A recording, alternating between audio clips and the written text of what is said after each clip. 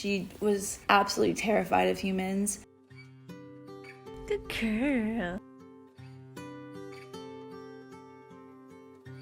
She was taken from a home.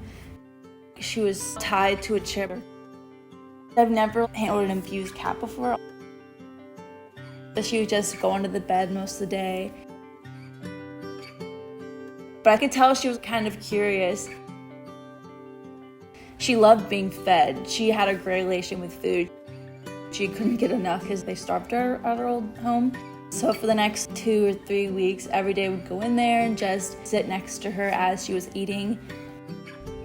Hello. Oh my goodness. It was a good bonding method. We would just sit next to her as she was eating. We also used the cat toy. We were like under the bed flipping it around. You can tell she's having fun. Good girl. But she started getting a lot more comfortable and she would even approach me. One time I went under the bed and was playing with her.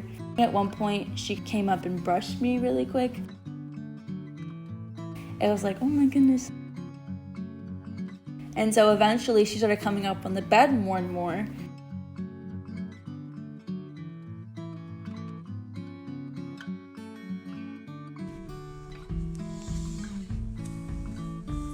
When there's a small breakthrough, no matter how small, it like means the world. She was in that room for a month or two. The next step was getting her into my house, which was a big deal. We started moving the food out from the door, just scooch it, and she started getting more into the house. It took a really long time for us to get her to that point where she'd be ready.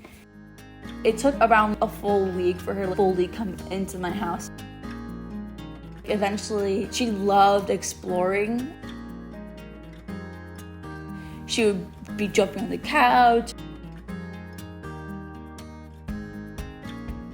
The newest development right now is in the mornings, and I'll pick her up and I'll just hold her.